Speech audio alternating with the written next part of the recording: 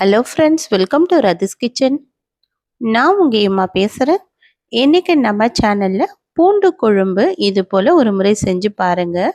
ரொம்ப டேஸ்டியாக அண்ட் ஹெல்த்தியான ரெசிபி. அடிக்கடி வாயு தொல்லை பண்ணுறவங்களுக்கு இது போல் பூண்டு குழம்பு வாரத்துக்கு ஒரு நாள் செஞ்சு கொடுத்தீங்கன்னா ரொம்ப டேஸ்ட்டாகவும் இருக்கும். அது இல்லாமல் உடம்பு ரொம்ப ஆரோக்கியமாக இருக்கும். இந்த குழம்பு எப்படி செய்யலான்னு வீடியோக்குள்ளே போய் பார்க்குறதுக்கு முன்னாடி நம்ம சேனலை முதன்முறையாக பார்க்குறீங்கன்னா சப்ஸ்கிரைப் பண்ணிவிட்டு கூட பெல் ஐக்கனை கிளிக் பண்ணிவிட்டு பாருங்கள் ஃப்ரெண்ட்ஸ். அப்போ தான் நான் போடுற வீடியோலாம் உங்களுக்கு நோட்டிஃபிகேஷனாக வரும். இப்போ வாங்க வீடியோக்குள்ளே போகலாம்.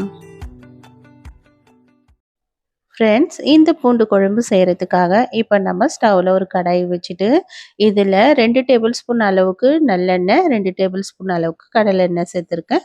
நீங்கள் ஒரே நல்லெண்ணெயாக கூட சேர்த்துக்கலாம், இல்லை கடலெண்ணெய் கூட சேர்த்துக்கலாம். இந்த நல்லெண்ணெயில் செஞ்சால் இது ரொம்ப டேஸ்டியாக இருக்கும். அதனால் நான் 2 எண்ணெயும் கலந்து சேர்த்தேன். இது கடுகு 1/2 ஸ்பூன் சேர்த்துட்டு இது கூடவே வெந்தயம் 1/4 ஸ்பூன் அளவுக்கு சீரகம் சேர்த்து இது நல்லா பொரிஞ்சு வந்ததுக்கப்புறம் சின்ன வெங்காயத்தை ஒரு 30 வெங்காயம் போல் தோலை உரிச்சிட்டு சேர்த்துக்குங்க. இது கூடவே கருவேப்பிலையும் சேர்த்துக்கலாம். இது நல்லா வதங்கி வந்துட்டே இருக்கட்டும். இந்த வெங்காயம் நல்லா சேர்த்துட்டு ஒரு 2 நிமிஷம் ஆனதுக்கப்புறம் இதில் 20லேருந்து 25 பல்லு பூண்டு தோலை உரிச்சிட்டு நம்ம சின்ன சின்னதாக கட் பண்ணிவிட்டு சேர்த்துக்கலாம். பெரிய பூண்டாக இருந்தால் இது போல் கட் பண்ணிவிட்டு சேர்த்துக்கலாம்.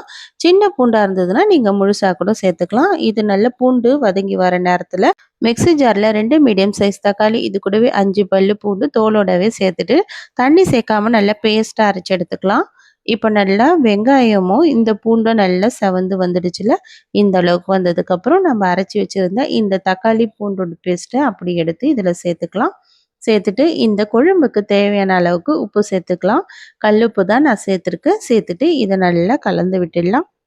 இந்த தக்காளியோட கலர்லாம் நல்லா மாறி வந்ததுக்கப்புறம் இது கூடவே ஒரு 1/4 ஸ்பூன் அளவுக்கு மஞ்சள் தூள் சேர்த்துக்கலாம். இது கூடவே நான் 4 ஸ்பூன் அளவுக்கு குழம்பு மிளகாய் தூள் சேர்த்துருக்கேன். என் காரத்துக்கு ஏற்ப நான் சேர்த்துருக்கேன். உங்களுக்கு எந்த அளவுக்கு காரம் சாப்பிடுவீங்களோ அந்த அளவுக்கு கூட குறைய நீங்கள் காரம் சேர்த்துக்குங்க.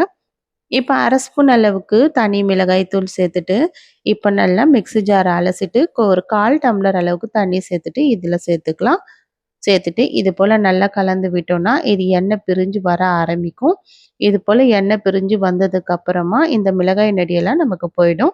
இந்த அளவுக்கு வந்ததுக்கப்புறமா நல்லா ஒரு முறை கலந்து விட்டுடலாம். கலந்து விட்டுட்டு இப்போ நம்ம இதில் புளி தண்ணி சேர்த்துக்கலாம். பெரிய நெல்லிக்காய் சைஸ் அளவுக்கு புளியை நான் கரைச்சி வச்சுருக்கேன். அந்த புளி தண்ணியை நல்லா வடிச்சிட்டு சேர்த்துக்கலாம். சேர்த்துட்டு இப்போ நம்ம இது கூடவே ஒரு 100 ml அளவுக்கு தண்ணியும் சேர்த்துக்கலாம்.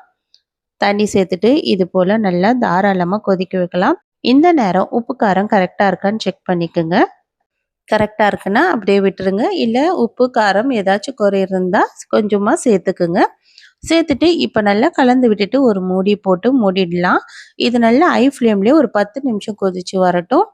இது நல்லா கொதித்து நம்ம இறக்குற நேரம் இது போல் ஒரு கடாயில் ஒரு ஸ்பூன் அளவுக்கு நல்லெண்ணெய் சேர்த்துட்டு இது கூடவே 10 பல்லு போல் பூண்டை இது போல் வதக்கி எடுத்துக்கலாம். இப்போ குழம்பு நல்லா கொதிச்சு வருதுல்ல, இந்த அளவுக்கு நல்லா திக்காக கொதிச்சு வருது பாருங்கள். இந்த அளவுக்கு வந்ததுக்கப்புறம் நம்ம ஸ்டவ்வை லோ ஃப்ளேமில் வச்சிடலாம். வச்சுட்டு இப்போ நம்ம ஏற்கனவே வதக்கி வச்சுருக்கோம்ல பூண்டு, அந்த பூண்டு எண்ணெயோடவே சேர்த்துட்டு இது போல் நல்லா கலந்து விட்டுடலாம். கலந்து விட்டுட்டு நல்லா ஸ்டவ் ஹை ஃப்ளேமில் 1 நிமிஷம் கொதிக்க வச்சுட்டு ஸ்டவ் ஆஃப் பண்ணி விட்டுடலாம். கடைசியாக கொஞ்சமாக கொத்தமல்லி இலை தூவினா சூப்பரான பூண்டு குழம்பு நமக்கு ரெடி. ரொம்ப சுலபமான முறையில் இந்த பூண்டு குழம்பு செஞ்சுட்டோம் பாருங்கள் ஃப்ரெண்ட்ஸ். பூண்டு குழம்பு இந்த அளவுக்கு திக்காக இருந்ததுன்னா ரொம்ப டேஸ்டியாக இருக்கும். 2 நாள் ஆனாலும் நம்ம வெளியவே வச்சுட்டு நம்ம சுட சுட சாதத்தோடு சாப்பிடும் போது ரொம்ப டேஸ்ட்டாக இருக்கும். கண்டிப்பாக நீங்களும் ட்ரை பண்ணி பாருங்கள் ஃப்ரெண்ட்ஸ். ட்ரை பண்ணி பார்த்துட்டு எப்படி இருக்குன்னு எனக்கு மறக்காமல் கமெண்ட் பண்ணுங்கள். இந்த வீடியோ பிடிச்சிருந்தால் லைக் பண்ணுங்கள். தேங்க்யூ.